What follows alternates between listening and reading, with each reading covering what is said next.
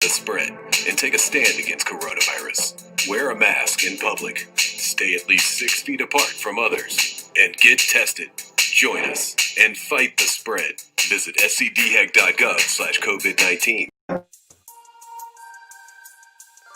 Coping with COVID is brought to you by the South Carolina Department of Health and Environmental Control. Visit scdhec.gov for an updated list of testing sites and important information on how to protect yourself, your family, and friends from the coronavirus. SCDHEC, healthy people, healthy communities. Also, the City of Columbia Office of Business Opportunities, helping to meet the needs of small, minority, and women-owned businesses in the City of Columbia. Log on to columbiasc.net/OBO. Agape Counseling and Training Center. Call 803-779-2777 for licensed professionals of counselors and social workers helping families, engaged and married couples, and individuals of all ages gain an understanding of all aspects of their life. If you're having a challenge coping with COVID, contact Agape Counseling and Training Center at agapects.com. And Columbia Housing Authority. The agency is looking for stories from former residents of Allen Benedict Court to retain some of the property's rich history. In its 80-year life, Allen Benedict Court has been home to some of the country's elite, including a Grammy Award-winning performer, corporate executives, national television celebrities, a host of doctors, lawyers, and NBA greats. So share your pictures, mementos, and memories at chcares@chasc.org. Coping with COVID, brought to you by the South Carolina Department of Health and Environmental Control, the City of Columbia Office of Business Opportunities, Columbia Housing Authority, Agape Counseling and Training Center, and Palmetto Media Connection.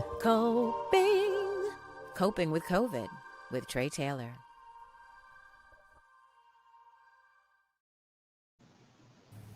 Good Thursday afternoon to you. I am Tre Tailor, and you're watching Coping with COVID, updates on the pandemic and information to help you thrive and survive COVID-19. It is brought to you by SCDHEC, the City of Columbia Office of Business Opportunities, also Columbia Housing Authority, and Agape Counseling and Training Center. If you're having some challenges coping with COVID, please contact Agape Counseling and Training Center. We're also sponsored by Palmetto Media Connections. Well, it's back to school time, but it's not just any school year. What does school look like amidst COVID? Well, we'll find out from at least 2 local school districts. Dr. Craig Witherspoon is with us. He's the superintendent of Richland School District 1. Dr.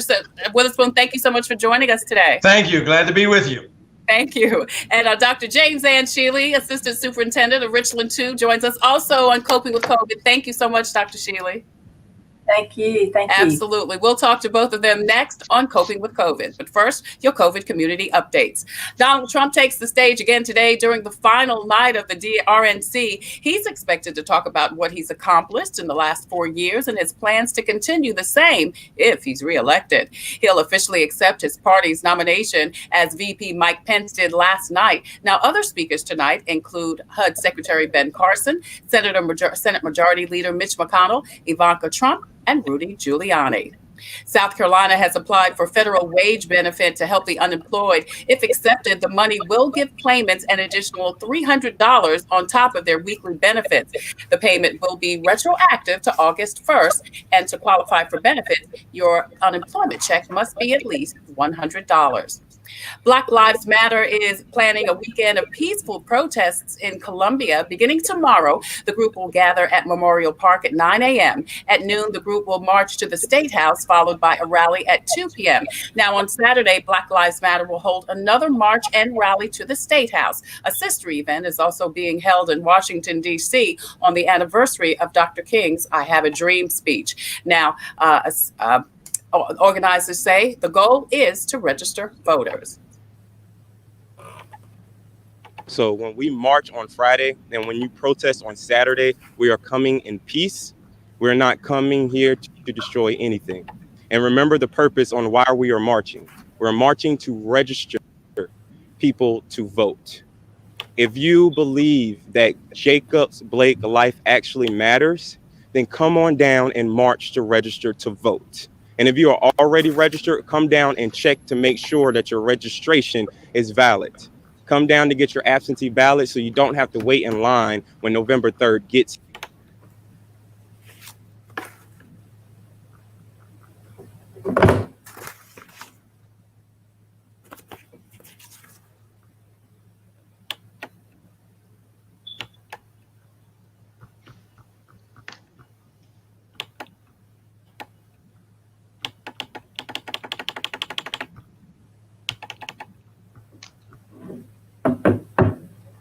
Also, the Richland County Public Library is hosting a Zoom seminar this evening at 6:30. It's called The Power of the Protest. Lawrence Nathaniel with Black Lives Matter, Dr. Larry Watson, professor of history at USC, also Empower head Jasmine McCray, activist James Felder, and also Captain Wendell Harris of the Richland County Sheriff's Department will participate. To watch or to call in,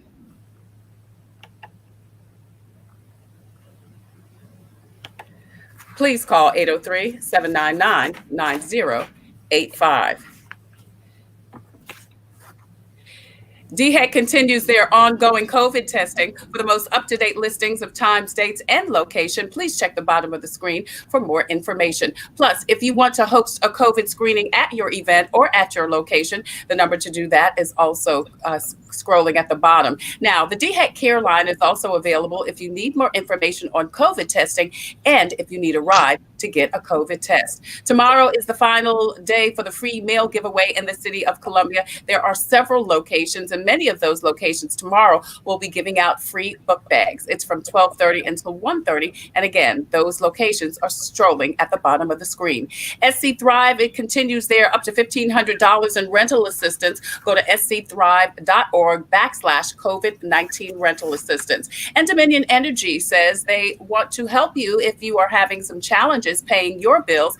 They will not call or harass you. They will not cut off your service, but they do have payment plans and payment arrangements available.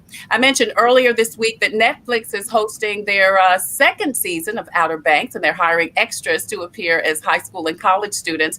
This is a paid position, but you must be available to be in Charleston September 9th and 10th. For info and to apply, go to twcastandrecruit.com or visit the TWCast and Recruit Facebook page. And Mask Up Columbia SC is the website you need to go to if you want to win some cool prizes from the city of Columbia. Post a picture of yourself in a mask, post it to maskupcolumbiasc.com, and then you could win some great prizes from the city of Columbia. It's maskupcolumbiasc.com. Finally, next week, we're going to begin our birthday giveaway. September is my birthday, but you are getting the prizes. We're going to give you a reusable mask with the Coping with COVID logo, also 10 free disposable masks from the city of Columbia, and also Palmetto Media Connections. Plus, we've got a sample of body butter from Sabriti, a Jesus Always sampler, and also other gift certificates, including one from New York High Style. It's my birthday, but you get the gifts beginning next week on Coping with COVID. Now, don't forget that Coping with COVID is streaming live from the Tailor Made Production Facebook page. Would you go over there and like and share it so that not only you can watch Coping with COVID Monday through Saturday at 2 p.m., you can also get all of your COVID-related updates. We're also streaming live on YouTube, so I want to say hi to all of you YouTubers and ask you to please hit the subscribe button. Well, as we said, it's back to school amidst COVID, and today we welcome Dr. Craig Witherspoon with Richland School District 1 and also Dr. James Ann Sheley with Richland School District 2. Thank you both so much for joining us. I know that you've been working really hard trying to get these next couple of weeks together. So thank you so much for taking the time. Absolutely. All right, so let's talk about when school starts. The last time we talked to you, Dr. Witherspoon, and Barron was with us from Richland School District 2, Dr. Sheley, you guys were just kind of figuring everything out. You had presented the plan, to Molly Spearman and the State Board of Education, and several weeks have passed. So give us the breakdown in Richland 2 and Richland 1, what back to school looks like, at least through these next couple of months. Well, first of all, again, thank you for having us, and pleased to be here and share our information. And you did a good recap of, I think the last time we were on, or close to that point, we did submit our plan to the State Department. I will say that the two plans, Richland 1, Richland 2, are very similar.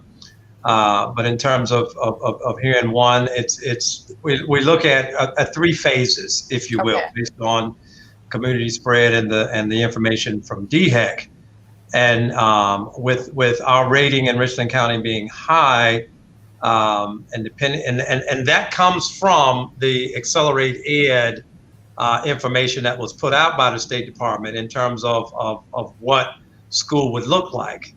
So our phase one is what we're calling an e-learning phase. Okay. So teachers and students will be interacting online and what's different from the last spring, if you will. There's a time for first period. There is a time for second period. There is a time for those types of things. And just like if students were face-to-face, here's first period, here's second period. We're taking attendance. You just submit your work. If you're not on in class virtually at this first phase, those same procedures that we would do for any student that's not in class or not in school, we would follow up, whether that's a call from the teacher, whether that's a call from the counselor or the social worker, and those types of things. A lot more content. Can I stop you for a minute, Dr. Witherspoon, so we can get a little bit more information about the periods? Now, do the periods last like they would in a tradition, if school were open traditionally? Well, there will be periods, and the schools have communicated that, times aligning with times of a normal or regular school day, if you will. So it won't be like, the students staring at a screen for 7.5 hours. Okay. They would, certainly that interaction, they would do some work, so forth, and all of that would take place. We're even building in some of the brain breaks that we have, and we do Go Noodle, for example, and some of those other things that give kids a brain break, a stretch, and all. So that's built in. We're building in. We have at various levels advisory time, and we'll be building in what we're calling some of our SEL, our social emotional learning activities as well, and those types of checks. So that in this e-learning phase, those are just some of the things that will be different, that will be more robust. Okay. Then again, as the numbers change in terms of community spread and risk ratings and so forth, we'll transition to a hybrid phase where the student body, if you will be divided in half and pretty much coming face to face 2 days a week. Some students on an AA Monday and Tuesday, for example, and then working remotely Wednesday, Thursday, Friday. And then the other half of the students would be working remotely Monday, Tuesday, and Wednesday, coming to school Thursday and Friday. Okay. Again, as the ratings change. That's the hybrid. All right. And so you're making that determination based on, you say, as the ratings change, those numbers from DHEC?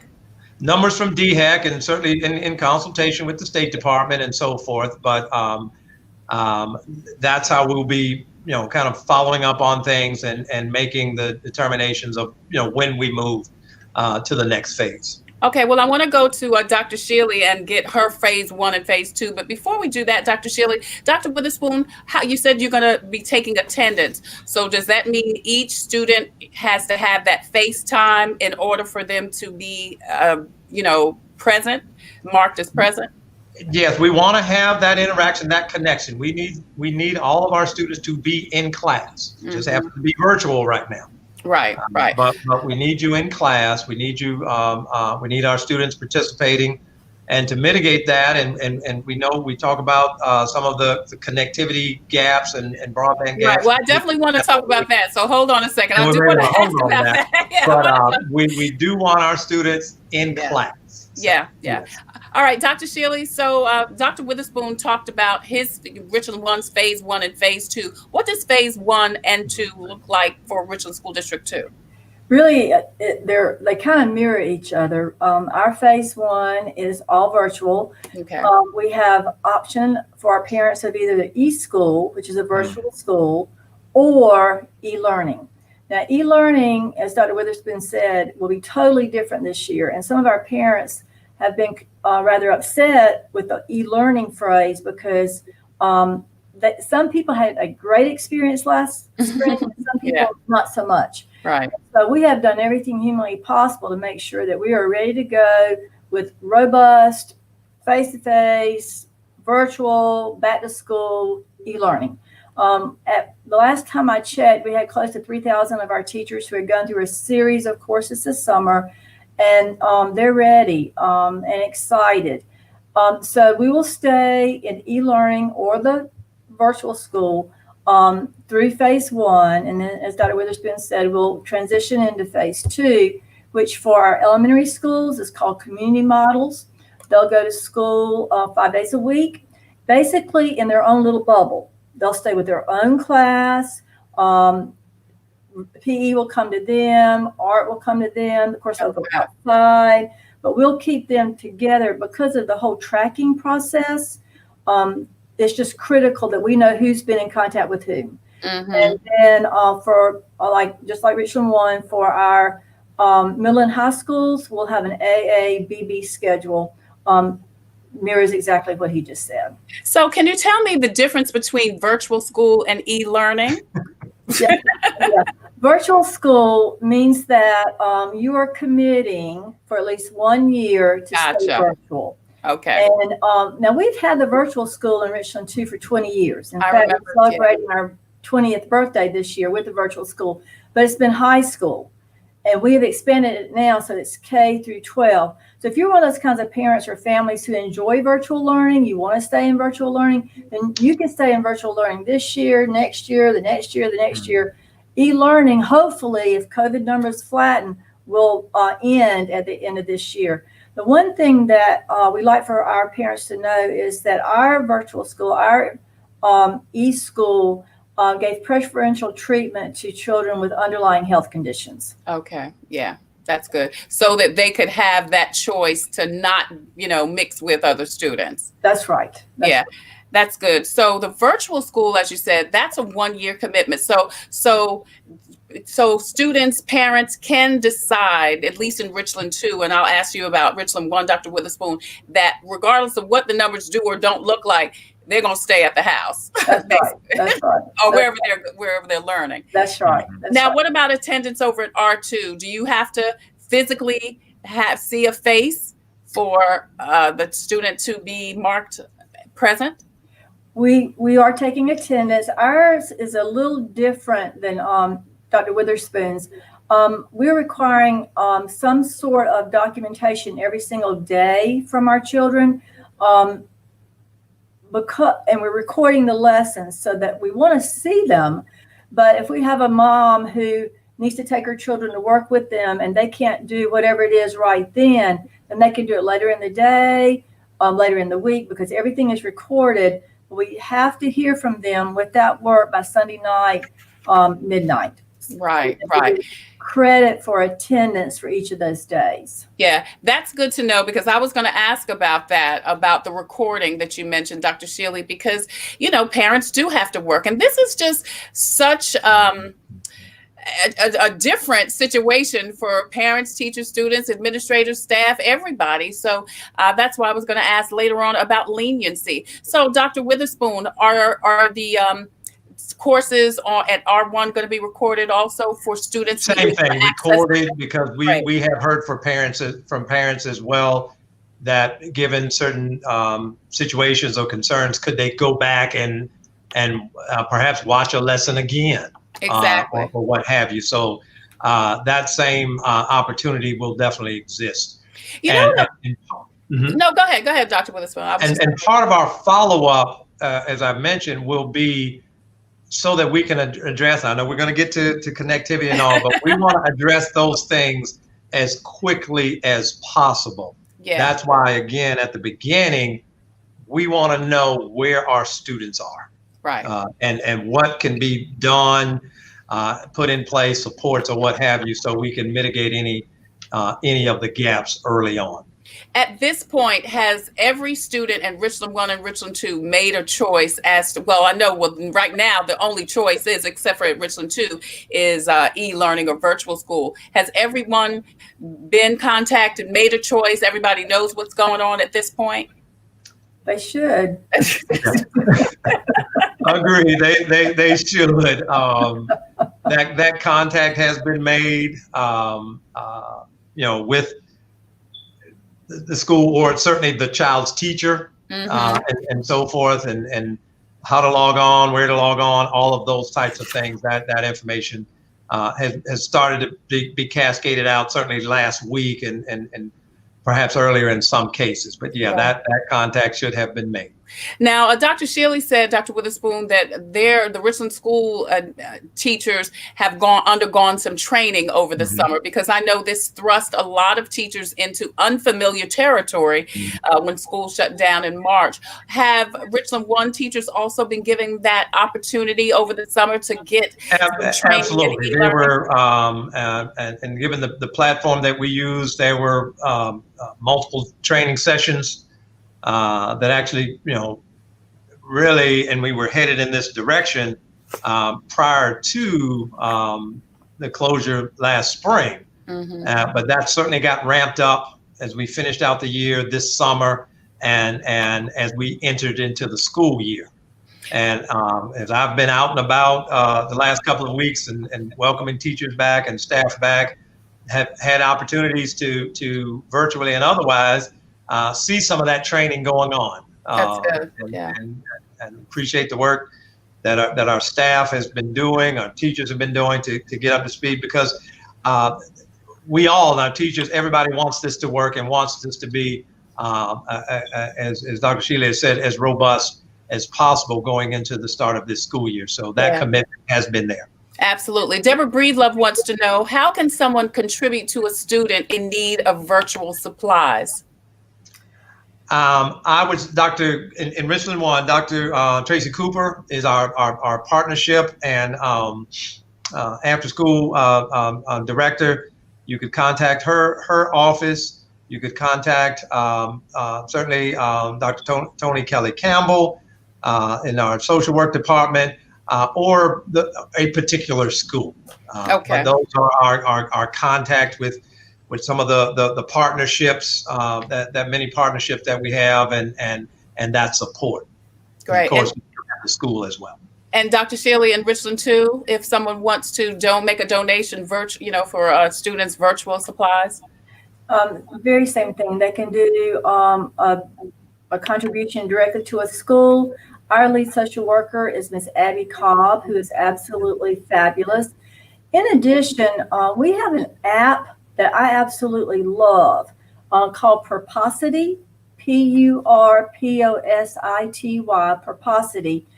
And Dr. Witherspoon, forgive me, I don't know if Richland 1 is on that app or not, but you can actually pull up your district. You can search. Yeah, we use donate now, but we have a similar. But go ahead, yes. And so you can actually pull up Richland 2, and you'll see a list of needs.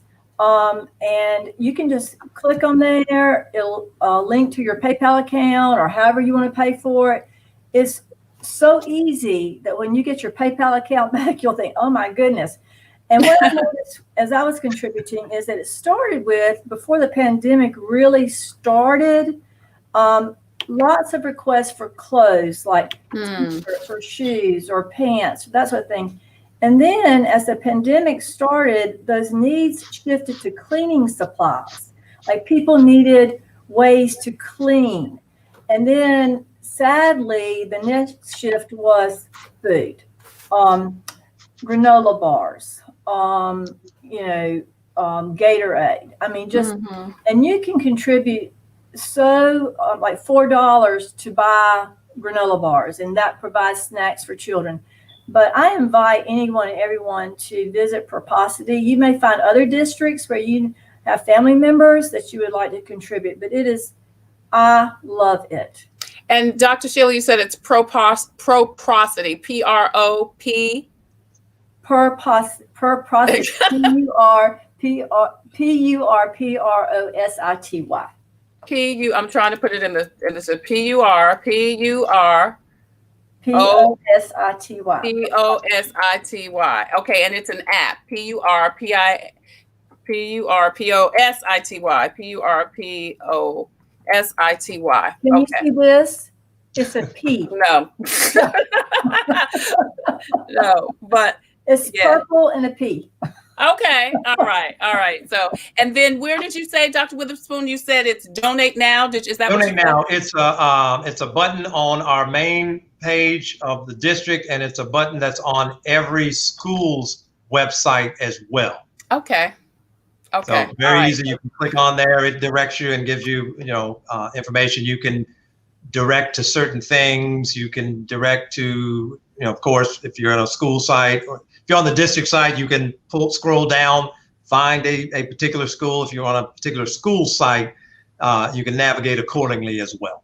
All right. We're talking to Dr. Craig Witherspoon with Superintendent with Richland School District 1 and Dr. James Ann Sheley. She is the Assistant Superintendent in Richland School District 2. Of course, what else could we be talking about but back to school? Want to thank everybody for watching. Johanna Bridgette, Joe Ray, Francine Jenkins, also Ronick West. Thank you guys so much for your comments and for posting and sharing this information out so we can get this message to the masses. Okay, so what about, we talked a little bit about teachers. Now, are teachers teaching from classrooms or because I know it was in the news this week that a couple of schools had some problems having to shut down because some of the instructors, did have the virus, and then schools had to be Burton Pack Elementary School, I think was one, and Hand Middle School, I think was another one. I just saw before we came on the air, there was another middle school that had to be shut down for cleaning. So are teachers being able to teach from home, or do they have to? During phase one, we're providing an option, if you will, in terms of you can certainly come to the building and teach. Your resources are there, all of those things that you may need. And we've had a lot of teachers to say, we're going to take advantage of that and no problem. But they also have the option, again, during phase one, to instruct from home or remotely. Okay. Again, during this phase one period, but certainly as we go to hybrid and then full face-to-face, they would need to be there. Yeah, exactly. And Dr. Sheley, what about over at R2? Where are teachers having to instruct from? They have the option, very same. They can work from home or they can work from their classroom.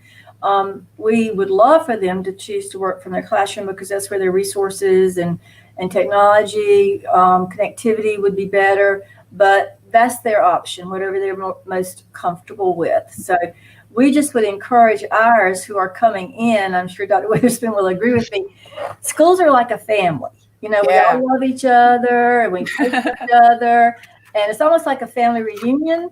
Well, we have to remember that we have to practice all those safety protocols, even at the family reunion. Yes. So we still want our teachers social distancing, wearing those masks, even when they're collaborating or back in their classrooms. And that's hard because, they're just so close and so connected, but we need to keep everybody safe. So. Yeah. Yeah. Now, what about, let's talk a little bit about grading, because this, again, is going to be, probably a challenging time. And as we know, everyone learns differently. Some kids will do great. Some kids may not do as well. So is there any forgiveness or grading, anything different as far as grading or determining whether or not the students are actually getting it, so to speak, they're understanding and learning something? We're grading. We're back to grading. We want, like I said a while ago, our work to be turned in by midnight on Sunday nights. Okay. But unlike last spring, our support systems are back in place in our schedule. Okay. We have those intervention times. We have those GT times. So all those pieces are back in place.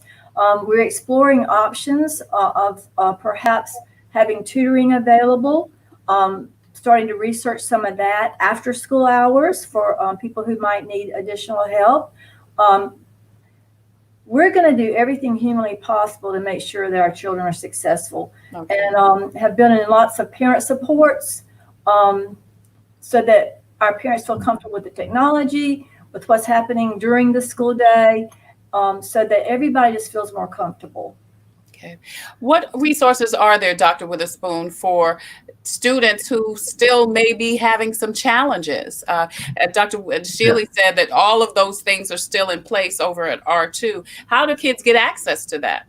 Absolutely. And again, this is still school. This is still class that's online during this phase. That being said, students will still have access to a lot of the online tutorials and interventions that are used in normal circumstances, they will still be able to log into and get that extra math support. Okay. Or in some cases, extra reading support, and so forth. On our website, our Restart Strong, we've got an abundant amount of online resources that will support curriculum that we have out there already for parents. That information certainly will be embedded in what goes on with the student, because again, as they interact with some of these things online and the other in-person support, there are going to be phone calls that will be made and so forth during this time in terms of still what type of support may be needed as we continue to monitor. And just like in normal times, we don't want students just falling through the cracks. Students not getting it online, we can't just keep doing the same thing. Right. We have to scaffold, and we have a term, MTSS, our multi-tiered system of supports, that talks about the tiered level of supports that we provide for students. Here's what we do for all students, tier 1. Here's what we do for students who, whether it's academic or behavior, what have you, here are some additional interventions. Mm-hmm. And then tier 3, here are some even more intensive interventions. So might those interventions and things have to be tweaked a little bit, again, during phase 1 while we're in that e-learning phase, or for students that are in the virtual school program all year. We can't, even though the parents have made that commitment for the year, and because of staffing and all of that, that's why we're asking for that commitment. But at the same time, we wouldn't leave a student there if that was not working. Gotcha. For what have you ever reason. But going back, again, that multi-tiered system of supports where students submit the work and the interactions. We even have a means where in some of our classrooms where we have instructional aides, they can virtually pull a small group of students to the side virtually and work with that group, flexible grouping, and then they can go back and join the full group. They can pull a different set of students and so forth. So all of those things are being worked out. Again, while we're in this period that we're in, we still want to move our students forward. So those supports, that delivery model or mode may be different, but the supports that we have, we want to continue to provide for students throughout this process. And people and students can access all of that on the Richland One website. Yes, and then the teachers will be sharing that as a part of their class. Just like if you're in class, hey, if you need more work or need more assistance, maybe look over here or what have you. It may be go to this site or something to that effect. But there will still be direction in terms of where to go. And as indicated earlier, we've got a lot of resources on our website for parents as well that will provide enrichment and other opportunities. And that will continue to be shared as Dr. Sheley talked about, the training and the workshops that we're providing when our parents come pick up those laptops. It's okay, here are these resources. And we will continue throughout phase 1 to remind parents, hey, here are these resources. Here's some other things that you can do. And teachers at the same time will still be directing students to those enrichment or remedial types of activities as well. Well, you talked about laptops. When we come back, we're going to talk about laptops, connectivity, food, lunch, particularly in Richland 1, where the income level has been deemed differently than in Richland 2, and also PPE and what the plans are if when the kids go back to school, if someone does get ill. We're going to talk about that when we come back. We're talking to Dr. Craig Witherspoon with Richland School District 1 and Dr. James Ann Sheley with Richland School District 2 on Coping with COVID. I'm Tre Tailor. We'll be right back. Coping with COVID is brought to you by the South Carolina Department of Health and Environmental Control. Visit scdheck.gov for an updated list of testing sites and important information on how to protect yourself, your family, and friends from the coronavirus. SCDHEC, healthy people, healthy communities. Also, the City of Columbia Office of Business Opportunities, helping to meet the needs of small, minority, and women-owned businesses in the City of Columbia. Log on to columbiasc.net/OBO. Agape Counseling and Training Center. Call 803-779-2777 for licensed professionals of counselors and social workers helping families, engaged and married couples, and individuals of all ages gain an understanding of all aspects of their life. If you're having a challenge coping with COVID, contact Agape Counseling and Training Center at agapects.com. And Columbia Housing Authority. The agency is looking for stories from former residents of Allen Benedict Court to retain some of the property's rich history. In its 80-year life, Allen Benedict Court has been home to some of the country's elite, including a Grammy Award-winning performer, corporate executives, national television celebrities, a host of doctors, lawyers, and NBA greats. So share your pictures, mementos, and memories at chasc.org. Coping with COVID, brought to you by the South Carolina Department of Health and Environmental Control, the City of Columbia Office of Business Opportunities, Columbia Housing Authority, Agape Counseling and Training Center, and Palmetto Media Connection. Coping with COVID with Tre Tailor.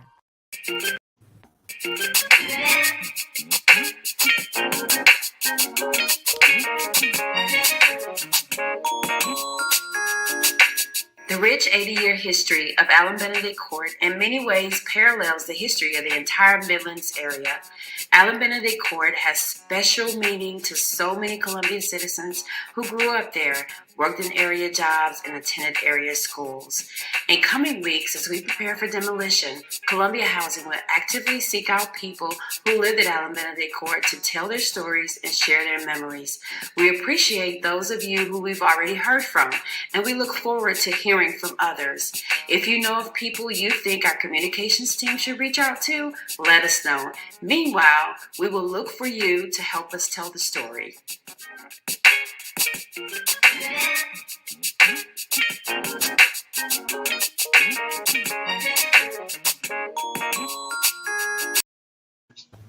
I'm Tre Tailor, and you are watching Coping with COVID, updates on the pandemic and information to help you thrive and survive COVID-19. I'm Tre Tailor, and we're talking to Richland School District 2's Assistant Superintendent, Dr. James Ann Sheley, and Richland School District 1, Craig Witherspoon. He's the superintendent. And of course, we're talking about back to school. Thank you all so much for joining us, and thank you all for watching. Please continue to post and share out this information, because this is some pertinent information that I know you want to know, and I know you've got some more questions, so we're going to continue the conversation. So let's talk about connectivity. When we left, Dr. Witherspoon, you talked about parents picking up those laptops. Well, tell us about the laptops and tell us about the connectivity, because if we didn't know before, we certainly do know now because of COVID that you can be in rural South Carolina or you could be in downtown Columbia and you may not have a good signal. So what do we, and they're working on that. Our legislators are working on that. But until then, what are we going to do about one, the laptops, and two, making sure that all of the students are even able to access the internet?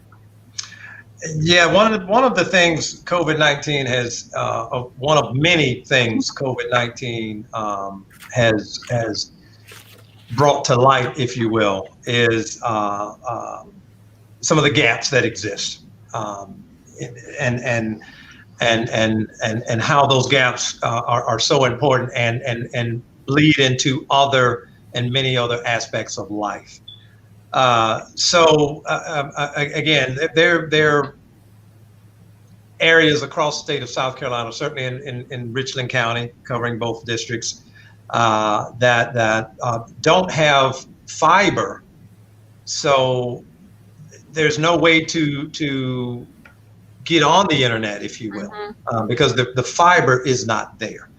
And that's been, again, brought to light because of this, and certainly in the spring with e-learning and all, that was one of the issues that existed. So even if we had our e-learning had been more robust, in the spring, if there would have been some connectivity issues. That being said, what we've done, and certainly the state recognized this through some of the CARES Act dollars at the state level. Hotspots were purchased and are currently being distributed. And likewise, across the state, likewise, we did the same thing in Richland 1. We purchased a large number of hotspots because of the connectivity issues that exist. And certainly, as you alluded to before the break, given some of the demographic and socioeconomic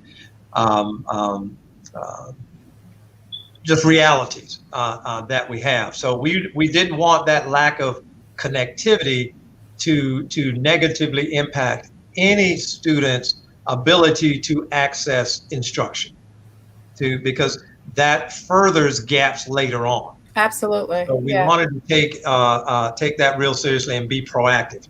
So we purchased a number of hotspots. We've distributed those. We're getting in the hotspots as we speak from the state, and the state's distribution was based on certain poverty indexes and so forth. And again, we've augmented that in the district as well. And we're going to be monitoring. I keep going back to saying that what's so important for us, that attendance and students being online early on, so that we can address and mitigate these issues very quickly. And we don't want students waiting a while and then we're saying, oh, well, I couldn't get on. Right. Let's address that as quickly as possible across our footprint.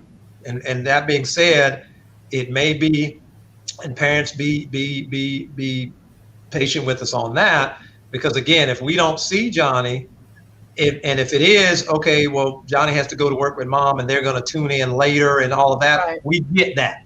Right. But we want to know that versus Johnny wasn't in class because it didn't have access. Right. And we want to address that issue versus Johnny can, he can log on later.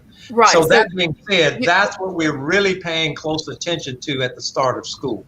Right. With regard to laptops, and we've been one-to-one in grades 3 through 12 for about 4 to 5 years now.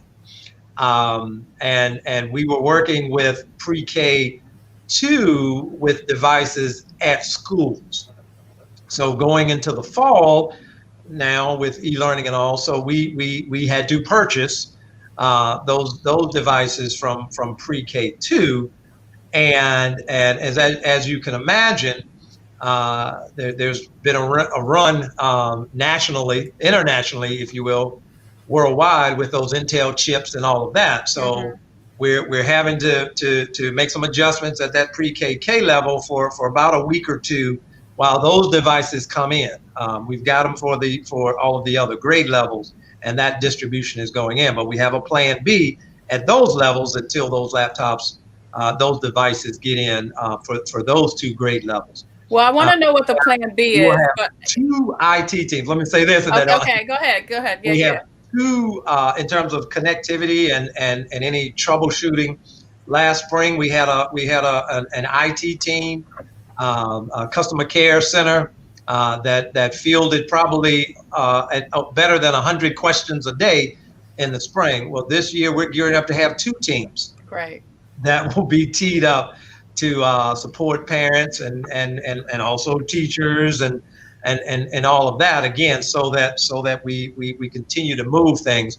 But we want to cover those bases: connectivity, having the devices, parents and students knowing where to go, what to do, so we can get to the education of our students. Yeah, thank you, Dr. Witherspoon, because that's the other thing I was going to ask is who's going to, okay, now I've got my laptop and my hotspot. I don't know what to do with this. Right. Thank you. But what happens next? And then the other thing is, Dr. Sheley, I want to get you in here too, is, and this is not my area of expertise, but don't you have to have some type of internet to even for your hotspot to access it?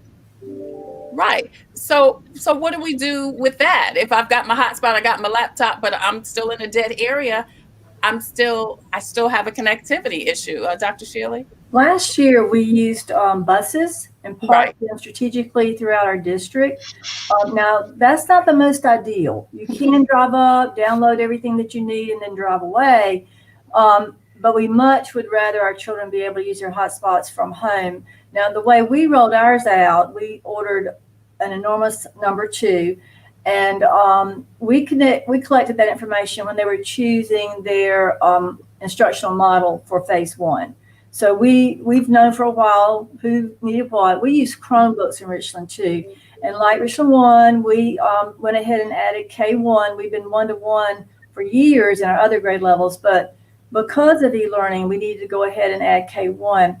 And we also have one of our schools designated where people can go for help if they're having any kind of issue. But Dr. Davis had this vision this year with our model to do what he has called inverted services, where we're actually rolling our buses out into the community every day with different kinds of people on there. IT people, social workers, school counselors, me, Dr. Davis, checking on our children, checking on our families, making sure that they're connected, making sure they're charging their devices, making sure that they have everything that they need, food. So that will start immediately, and that's being coordinated by Abby Cobb, who I mentioned before, our lead social worker. Yeah, you mentioned food. I definitely want to talk about that with you, Dr. Witherspoon, because the district has done an excellent job throughout the summer providing food services for children who need it, and in Richland 1, that's it's the majority of the kids here. It is, yeah. So what happens now? Okay, school started. I know a lot of the programs have ended. Do you re-up? We start again with, and first of all, I want to say kudos to our student nutrition shop. Quite frankly, they never stopped in March. Even on Monday, I think it was March 16th, they were ready because we kind of saw where things were headed, but they were ready to provide those meals and all of that, and they never really stopped. They were going day to day. Then we went to week, food boxes, if you will, week at the time. And I'll tell you, those boxes looked kind of like the HelloFresh and all of that stuff. They had them all wrapped up nice and neatly and had their fruit, had all of those things in the boxes with them.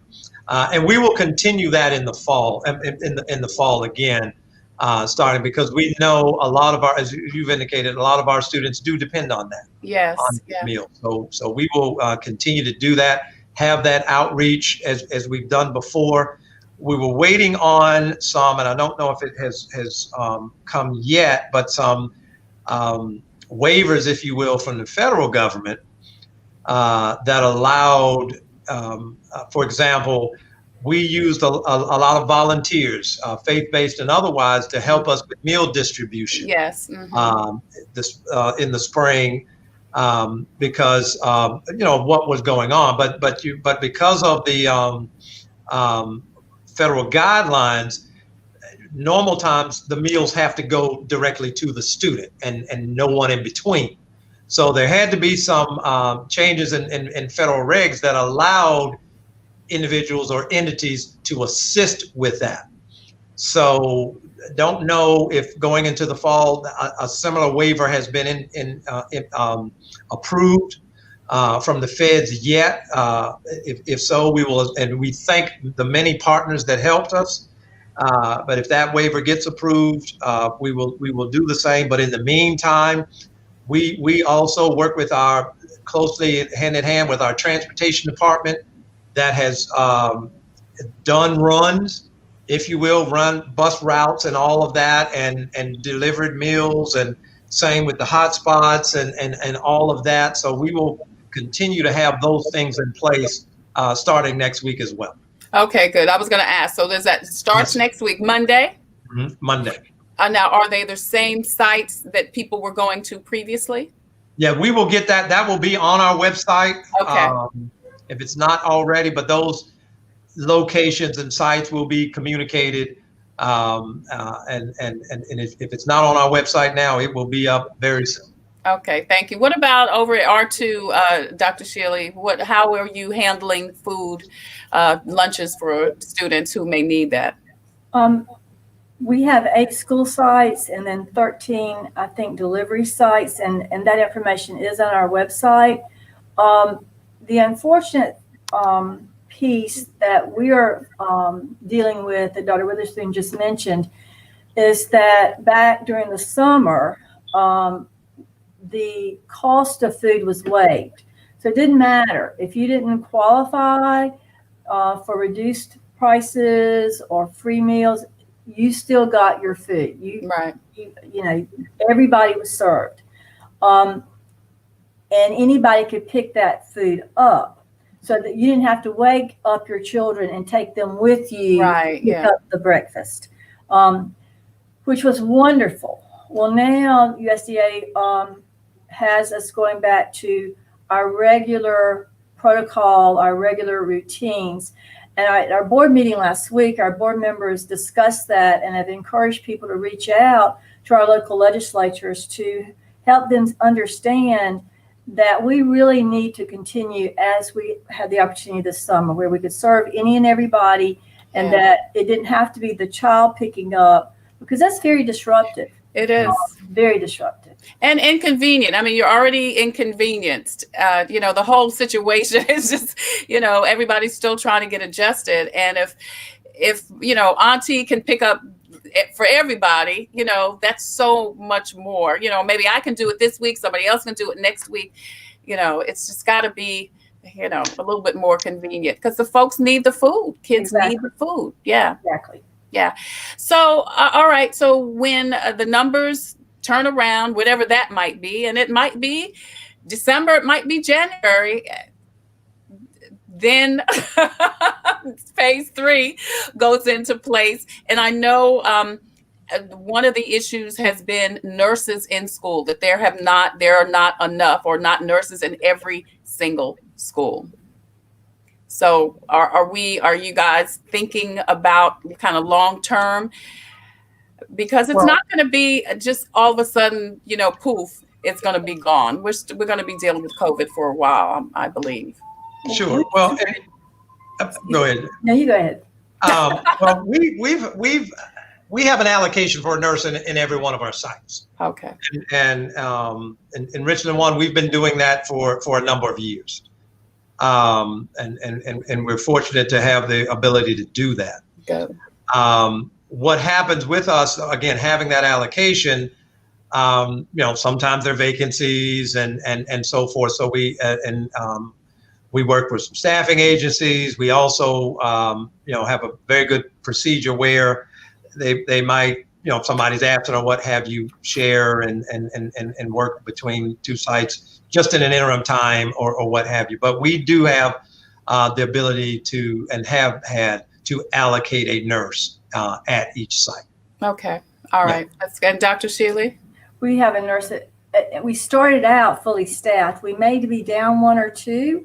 And we right now, using some CARES Act money, have posted 7 or have applied for 7 nursing assistants, because we feel like those assistants are so critical to that nurse, especially now with the tracking and having to have a health room where people can sit and like in a doctor's office. So we need that extra support.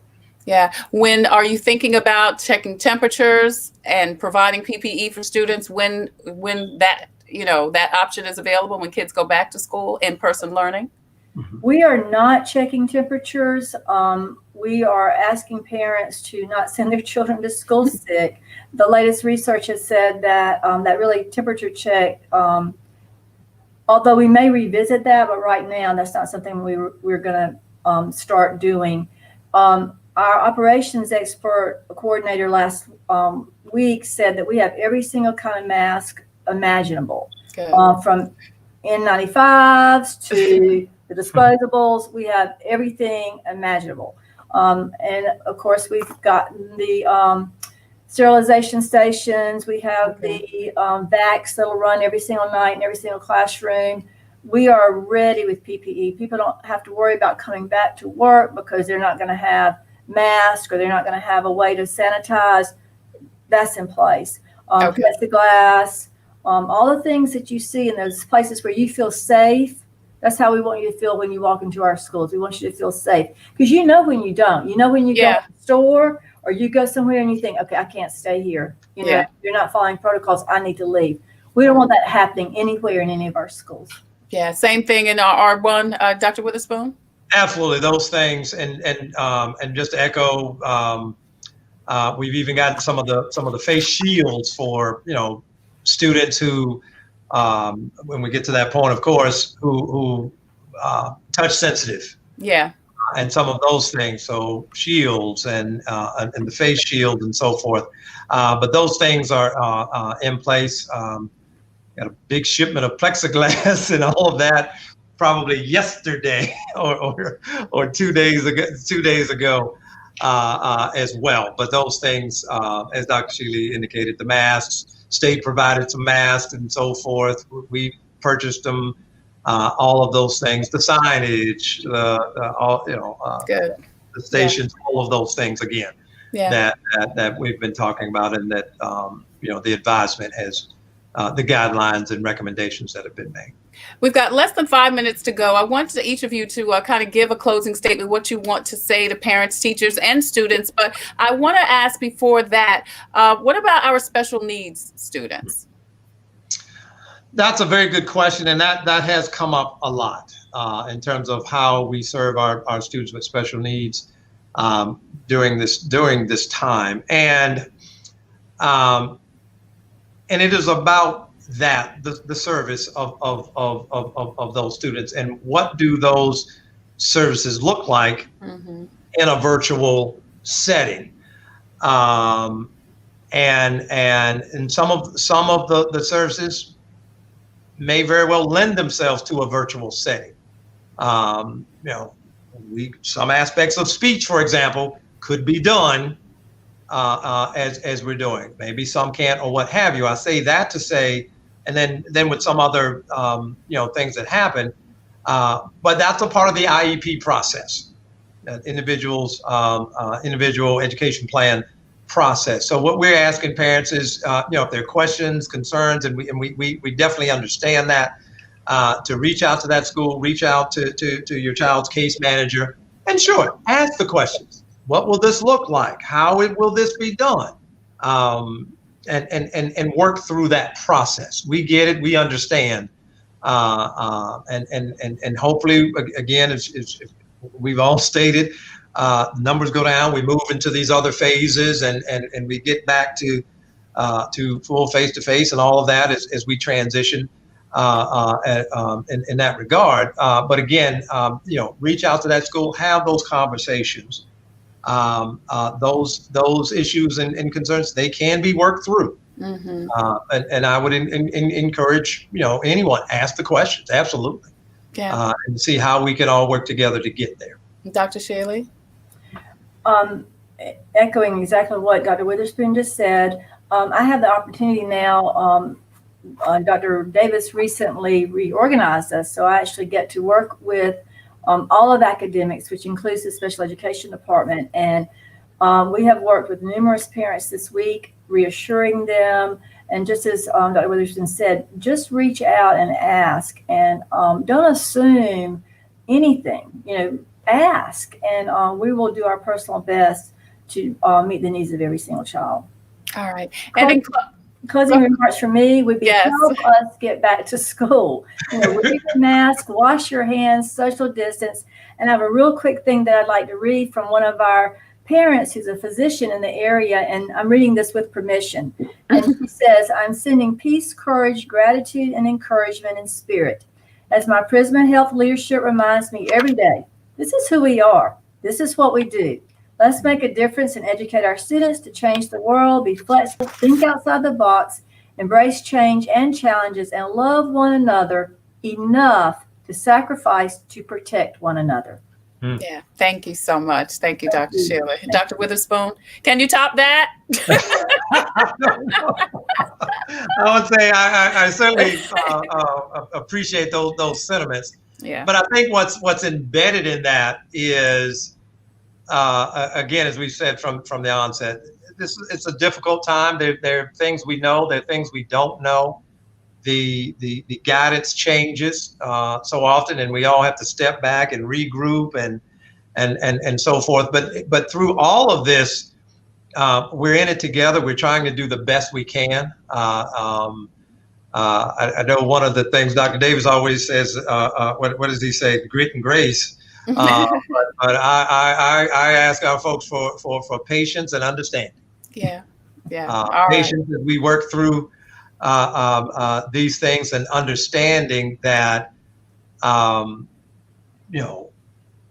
we're all trying to do the best we can and work through the situation, and we're all committed to doing the best job we can with that, and we all have to work together. Yeah. Dr. Craig Witherspoon, Superintendent of the Richland School District 1, Dr. James Ann Sheley, it's such a pleasure meeting you and talking to you, both of you today. And thank you so much for your time and commitment to our little ones. They matter the most, and this is a tough time for everybody. So, as you said, just communicate. Reach out to your superintendents. Reach out to your school districts. Stay in contact with your teachers and your instructors and your staff, and let's make this as easy a transition as we can. Thank you both so much for joining us today. I appreciate you so much. All right. Thank you. Thank you. So, as you know, you can reach out to Richland School District 1 and Richland School District 2. The website addresses are up on the screen. And when you get there, you can also get information on how, as Deborah Breedlove and many of you asked, how you can donate whatever may be needed for the school districts. Now, if you have a story that could help someone cope with COVID, please go to coping with Tre Tailor at gmail.com. If you have a service or product that could help someone cope with COVID, please do the same. Email copingwithtreitailor at gmail.com, and let's talk about how you can be a proud sponsor of Coping with COVID, along with SCDHEC, the City of Columbia Office of Business Opportunities, Columbia Housing Authority, Palmetto Media Connections, and Agape Counseling and Training Center. Don't forget, tomorrow on Coping with COVID, it is Faith Friday, and we're going to talk to radio personality and minister Jamal Bates about not giving up during COVID. And then Saturday, it's just such a special love story that I'm looking forward to sharing with you from Jill and Deja Bostic. Both of them lost love, and then while they were healing and serving the community, they found friendship that also turned into love. From a song that I love from Luther Vandross, Love Can Be Better the Second Time Around, and they are proof of that. That's coming up in these next couple of days on Coping with COVID. As always, I leave you with a reading from Jesus Calling. Dr. James Ann Sheley left you with something really good. So I want to leave you with something good too. If I can read it. Spend time with me for the pure pleasure of being in my company. I can brighten up the dullest of gray days. I can add sparkle to the routines of daily life. You have to repeat so many tasks day after day. The monotony can dull your thinking until your mind slips into neutral.